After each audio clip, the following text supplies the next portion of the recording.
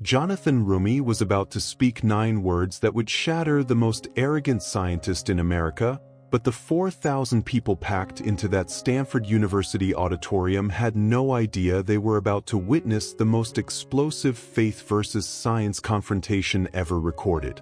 Dr. Marcus Steinberg had just declared to thunderous applause that God is dead and science buried him, his voice echoing through the massive hall as cameras rolled and students cheered wildly. This wasn't supposed to be a debate. This was supposed to be an execution, an intellectual assassination of faith itself, broadcast live to millions around the world. Dr. Steinberg, the most celebrated atheist scientist of our generation, stood at that podium like a conquering general. 30 years of research, 12 best-selling books debunking religion, a Nobel Prize nomination, and an ego the size of his $50 million research empire. He had invited Jonathan Roumie, the humble actor who portrays Jesus in The Chosen, not for honest dialogue, but for a public dismantling that would prove once and for all that faith had no place in the modern world. The trap had been perfectly set. The academic elite were salivating. The students were primed. The media was ready to feast on what they thought would be the intellectual slaughter of simple faith by superior science. But Dr. Steinberg had made one fatal miscalculation. He had assumed that the man who plays Jesus on screen was just another Hollywood actor looking for publicity. He had no idea that Jonathan Roumie carried something far more dangerous than any script or performance. He carried an unshakable truth, and when that truth collided with academic pride in front of thousands of witnesses, the results would be catastrophic for everything Dr. Steinberg had built his life upon. The crowd wasn't ready for what was about to happen. They came expecting to see faith crushed under the weight of scientific superiority. Instead, they were about to witness something that would haunt their dreams and change their lives forever. Because sometimes, when darkness thinks it has won, light shows up in ways no one expects. And the 9 words Jonathan was about to speak would expose not just the emptiness behind Dr. Steinberg's empire, but the desperate hunger for meaning that every person in that auditorium was trying to ignore. What were those 9 words that would leave a Nobel Prize nominee speechless and send shockwaves through the academic world? Why would 3 major universities later try to bury all footage of this encounter? And what happened in that auditorium that night that was so powerful, so undeniable, that even the most hardened skeptics couldn't explain it away? Stay tuned because this story will challenge everything you think you know about the battle between faith and science. And if it moves your heart the way it's moved millions of others, make sure to hit that like button, drop your thoughts in the comments, and subscribe for more stories that reveal the power of unshakable truth in a world desperate for answers. 3 weeks before this explosive confrontation, Jonathan Roumie was sitting in his modest apartment in Chicago, reading his morning devotions when his phone buzzed with a message that would change everything.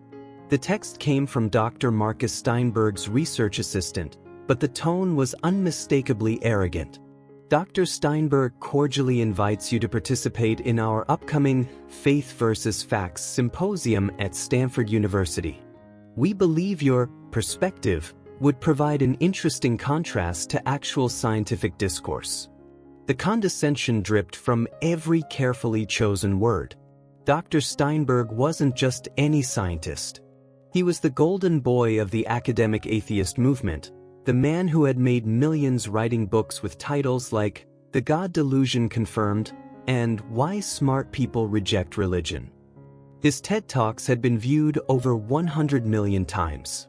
His research facility at Stanford was funded by tech billionaires who saw him as their intellectual champion against what they called primitive superstition. He lived in a $15 million mansion, drove cars worth more than most people's homes, and commanded speaking fees of $500,000 per appearance. To Dr. Steinberg, faith wasn't just wrong, it was intellectually embarrassing, and he had made it his life's mission to eradicate it from educated society. The invitation wasn't really an invitation at all. It was a trap wrapped in academic courtesy. Dr. Steinberg had specifically requested Jonathan, not because he respected his work, but because he saw him as the perfect target.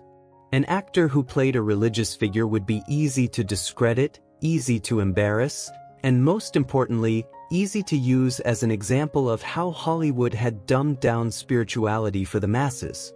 The plan was simple: invite this Jesus actor onto the stage with legitimate scientists, expose him as an intellectual lightweight, and use his humiliation to prove that anyone who still believed in God in the 21st century was simply uneducated. Jonathan's apartment told a very different story than what Dr. Steinberg imagined.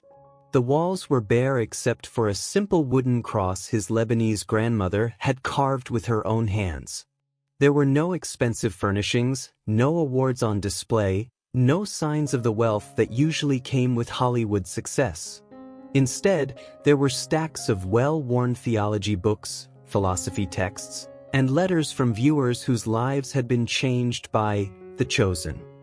Jonathan had deliberately chosen to live simply, giving away the vast majority of his earnings to support struggling families and fund charitable causes. While Dr. Steinberg collected luxury cars, Jonathan rode the Chicago public transit system and shopped at thrift stores. As Jonathan read the invitation, he felt his heart break for Dr. Steinberg.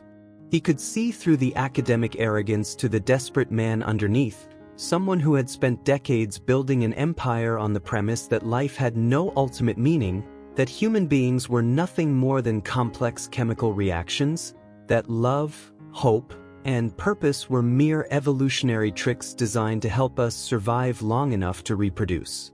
What kind of emptiness must live inside someone who had convinced himself that his own mother's love for him was nothing more than programmed biology?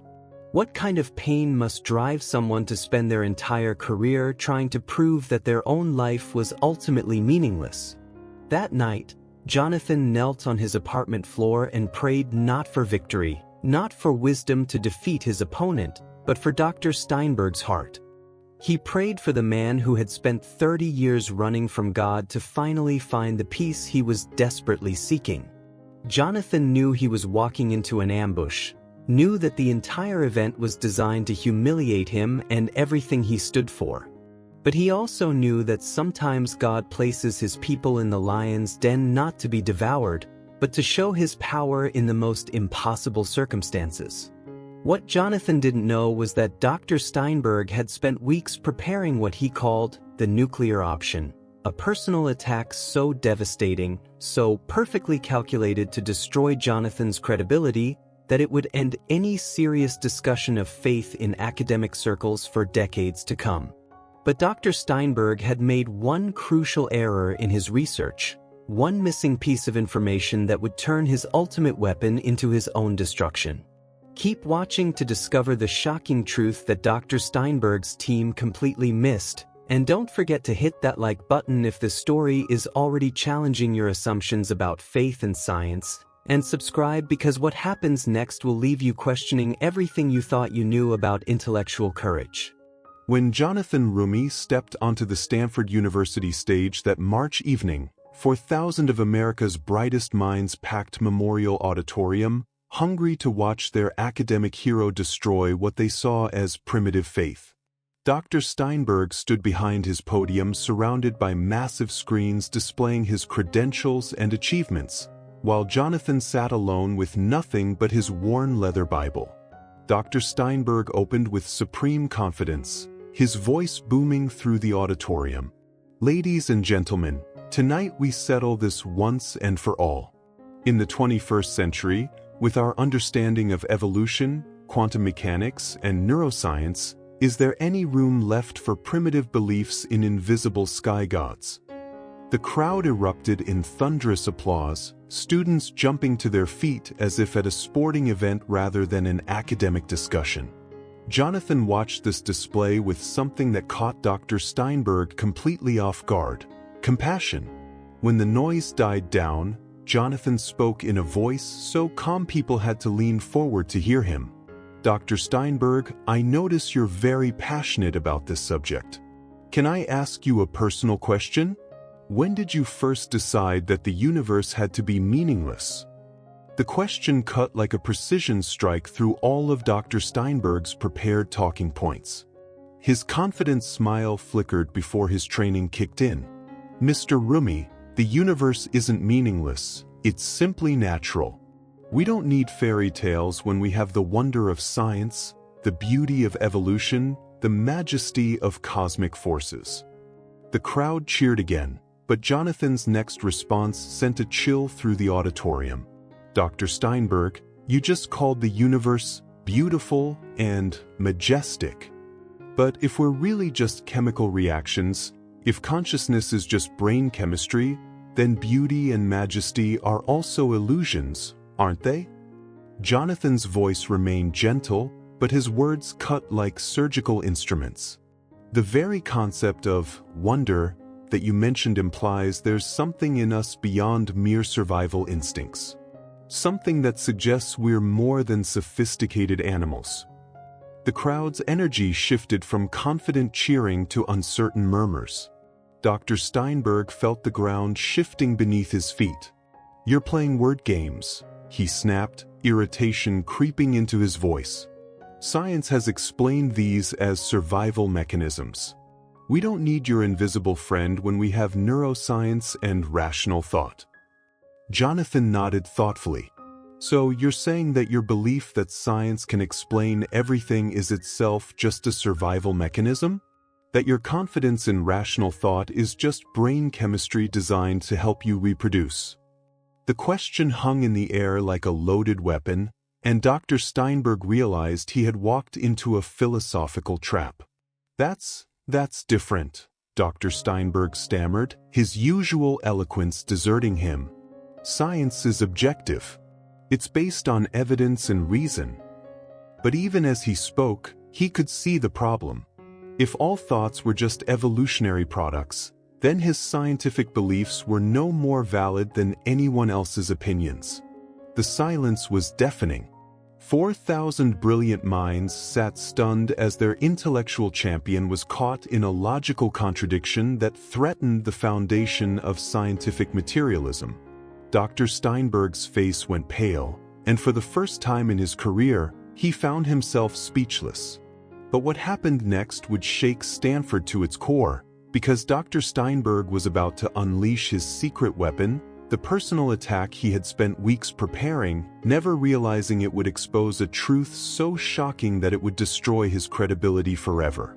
Stay tuned because this next revelation will blow your mind.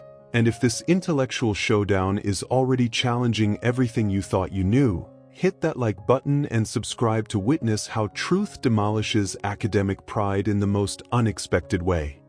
Dr. Steinberg's eyes flashed with predatory triumph as he prepared his killing blow. He had spent weeks researching Jonathan's background, and he thought he had found the perfect weapon. The crowd sensed the shift, leaning forward as their champion prepared to regain control. Mr. Roumie, Dr. Steinberg began, his voice dripping with calculated venom, let's talk about your real motivation. You've made millions playing Jesus Christ. You live in Hollywood luxury, drive expensive cars, and profit from people's faith while preaching humility. The accusation hung in the air like a poisoned arrow, and the audience murmured with renewed confidence. This was what they came to see: the exposure of religious hypocrisy. Isn't it convenient that your calling happens to be incredibly profitable? How can you talk about spiritual authenticity when you're making a fortune pretending to be the person you claim to follow? You're nothing but a religious charlatan. The crowd erupted in applause, sensing their hero had landed a devastating blow. But Jonathan's response would shatter every assumption in that auditorium. He reached into his jacket and pulled out a folded paper, worn from handling. The gesture caused complete silence as everyone sensed something unexpected was coming. Dr. Steinberg, Jonathan said quietly, you're absolutely right to question that. I brought my bank statement for exactly this reason. He held up the paper toward the cameras. This is from last month. My balance is $1,847. The silence was so complete you could hear the air conditioning. 4,000 people sat in stunned disbelief. This wasn't the wealthy Hollywood actor they expected to expose. I live in the same modest apartment for 8 years. I drive a 2009 Honda Civic with 180,000 miles. I shop at thrift stores because that's all I can afford. The revelation devastated Dr. Steinberg's attack strategy. I give away everything except what I need to survive. Every dollar from portraying Christ goes to families with medical bills, homeless shelters, organizations feeding hungry children. Dr. Steinberg's face went ashen. His research team had completely missed this, and his attack had backfired spectacularly. But the most devastating revelation was yet to come. The real question, Dr. Steinberg, Jonathan said with gentle but piercing clarity, isn't what I've gained from following Jesus. It's what you've gained from rejecting him. How much money have you made telling people their lives are meaningless? How many millions from convincing mothers that love for their children is just brain chemistry? The reversal was complete and devastating. In one moment, Dr. Steinberg went from righteous exposer of fraud to exposed profiteer of despair. The crowd sat stunned, realizing they had been cheering for the wrong person. But what Jonathan revealed next about Dr. Steinberg's personal life would leave the entire auditorium questioning everything they thought they knew about faith, meaning, and human purpose. Keep watching because this next revelation will completely destroy Dr. Steinberg's credibility and show you why the crowd wasn't ready for this level of truth. Hit that like button if this twist has your attention and subscribe because what's coming will change how you see the faith versus science debate forever. The auditorium held its breath as Jonathan's gentle but devastating question hung in the air. Dr. Steinberg stood frozen behind his podium, his carefully constructed facade crumbling in real time. For 30 years he had built an empire on intellectual superiority, but now he faced something he had never encountered before, someone who wasn't intimidated by his credentials, someone who saw straight through to his heart. Jonathan's voice remained impossibly gentle as he continued. Dr. Steinberg, I want to tell you about a conversation I had last week. A mother called me, crying, because her 12-year-old daughter had just attempted suicide after reading one of your books. The little girl had concluded that if life was meaningless and love was just chemistry, then there was no point in living. The words hit the auditorium like a physical force, and several students gasped audibly. This mother begged me to help her understand how to give her daughter hope again. How to convince a brilliant child that her life has purpose when the smartest people in the world keep telling her it doesn't. Jonathan paused, his eyes never leaving Dr. Steinberg's face. What would you have told that mother, doctor? What comfort does your worldview offer a suicidal 12-year-old? Dr. Steinberg's mouth opened and closed like a fish gasping for air. His usual eloquence had completely deserted him. The crowd watched in horror as their intellectual hero struggled to find words, any words, to justify the logical conclusion of his own teaching. That's a tragic misunderstanding of, Dr. Steinberg stammered, but he couldn't finish the sentence. Because deep down, he knew Jonathan was right. If human beings were nothing more than chemical reactions, if consciousness was an illusion and love was just evolutionary programming, then what hope could he possibly offer to anyone? Jonathan pressed forward with surgical precision. Dr. Steinberg, in all your books, in all your lectures, in all your research, have you ever once given people a reason to live that goes beyond mere survival? Have you ever offered hope that transcends the grave? Have you ever told anyone that their life has eternal significance? The silence that followed was deafening.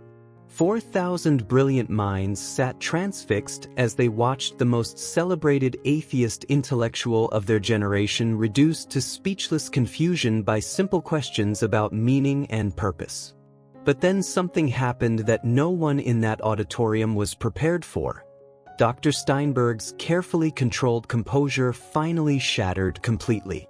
His voice cracked as he spoke, revealing decades of buried pain. Do you think I wanted to believe that life is meaningless? Do you think I chose to convince myself that my wife's love for me is just brain chemistry? Do you think I wanted to tell my children that when I die, I'll just disappear forever? The confession hit the crowd like an earthquake. This wasn't the confident atheist they had come to cheer for. This was a broken man who had spent 30 years trying to convince himself that his own deepest longings for meaning were just evolutionary tricks. I've spent my entire career running from the possibility that I might be wrong, Dr. Steinberg continued, tears now streaming down his face. Because if you're right, if there really is a God who loves us, then I've wasted my life fighting the very thing that could have given it meaning. The transformation was visible and shocking. The arrogant scientist had become a vulnerable human being, and the crowd sat in stunned silence as they witnessed something they had never seen before: genuine intellectual humility in the face of ultimate questions. Jonathan's response would determine everything that followed, because in that moment, Dr. Steinberg wasn't just a defeated opponent, he was a soul crying out for the very hope he had spent decades trying to destroy. Stay tuned, because Jonathan's response to this broken man will show you the true power of grace over judgment.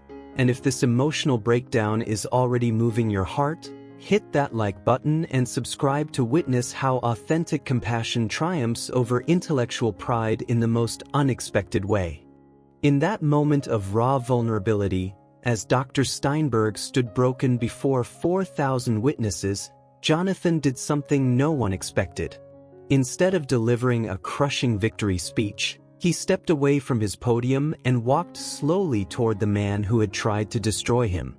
"Dr. Steinberg," Jonathan said with infinite tenderness, "the same God who created the universe you study so brilliantly is the same God who has been pursuing your heart for 30 years. You haven't been running from superstition, you've been running from love." The crowd watched in stunned amazement as Jonathan continued. "You've spent decades trying to prove life is meaningless, but the fact that this possibility causes you pain proves the opposite. If we were just chemical reactions, why would meaninglessness bother you? That ache for significance, that's not evolution, doctor. That's your soul crying out for its creator." Dr. Steinberg's shoulders shook as decades of suppressed emotion broke free. "But I've spent my whole life fighting him," he whispered. "I've written books denying him, convinced thousands to reject him. How could he possibly forgive someone like me?" Jonathan's answer would echo through eternity. "Dr. Steinberg, Jesus didn't come for people who had it all figured out. He came for people exactly like you, brilliant, broken, searching, desperate for hope. The thief on the cross simply said, 'Jesus, remember me.' And Jesus said, 'Today you will be with me in paradise.'" The silence was profound and sacred. 4,000 brilliant minds were witnessing something they'd never seen: the moment when human pride met divine grace, and grace won. "What do I do now?" Dr. Steinberg asked, barely audible. "How do I undo 30 years of damage?" Jonathan smiled with gentle understanding. "You don't have to fix everything tonight, doctor. You just have to take the first step. Would you like me to pray with you?" What happened next would be replayed millions of times across social media. Dr. Marcus Steinberg, who had declared, "God is dead," to thunderous applause, nodded through his tears and knelt down on that Stanford stage. As Jonathan placed a gentle hand on the scientist's shoulder and began to pray, something extraordinary happened. The pretense fell away, and for the first time in Memorial Auditorium's history, genuine worship began. Students throughout the audience wept as they witnessed authentic transformation. When the prayer ended, Dr. Steinberg looked up with eyes that held something they hadn't contained in 30 years of peace. The hardness was gone, replaced by the softness of someone who had finally stopped fighting. But what Dr. Steinberg said next would complete the most dramatic transformation ever witnessed on a university stage, proving once and for all why that crowd absolutely wasn't ready for what they experienced. Don't miss Dr. Steinberg's first words as a believer, because they'll shock you to your core. Hit that like button if this transformation is moving your heart, and subscribe because the final section reveals the incredible aftermath that changed lives worldwide. Dr. Steinberg rose from his knees, his face transformed by a peace that radiated through the entire auditorium. The 4,000 people who had come to watch faith be destroyed sat in absolute silence. Then Dr. Steinberg spoke the 9 words that would shatter everything. I was wrong. God is not dead. I was. The words hit that auditorium like a tsunami of truth. Students who had cheered for atheism hours earlier now sat weeping openly. Professors who had built careers on materialism stared in shock as their foundation crumbled. The cameras captured every tear, every moment of recognition, every heart being torn open by authentic transformation. In the weeks following, something unprecedented happened at Stanford. Students began gathering in small groups, asking questions Dr. Steinberg's transformation had awakened. What if there really is more to life than what we can measure? What if we've been running from the very thing our souls are crying out for? Dr. Steinberg became a completely different man. He donated his $15 million mansion to a homeless shelter and moved into a modest apartment. He stopped charging speaking fees and began visiting children's hospitals where Jonathan had spent years bringing hope. The man who once told the world God was dead now spent his days telling anyone who would listen that he had found the God who never stopped pursuing him. The academic world tried to destroy him. Colleagues called him mentally unstable, universities canceled his lectures, publishers dropped his contracts. But Dr. Steinberg had found something worth more than academic glory: purpose, meaning, and unshakable peace. The video went viral beyond imagination. Within 48 hours, 100 million views. Within a week, 500 million views across all platforms. Comments poured in worldwide, atheists questioning their beliefs, believers strengthened, countless people sharing their own stories of searching for meaning. 6 months later, Dr. Steinberg posted his own testimony. I spent 30 years trying to convince the world we came from nothing, live for nothing, and die into nothing. But the emptiness I felt daily was proof I was wrong. Jonathan didn't just defeat my arguments, he showed me the God I thought was dead had been waiting for me all along. The crowd that night thought they were coming to watch faith be intellectually destroyed. Instead, they witnessed the most powerful demonstration of truth, grace, and transformation ever recorded. They weren't ready for what they saw, but it changed them forever. If this story stirred something in your heart, if it challenged your assumptions or strengthened your faith, maybe it's time to ask yourself, what if everything you've been running from is actually everything you've been searching for? Hit that like button if this moved you, share it with someone who needs to hear it, subscribe for more stories of truth triumphing over pride, and tell us in the comments what would you have said to Dr. Steinberg in that moment?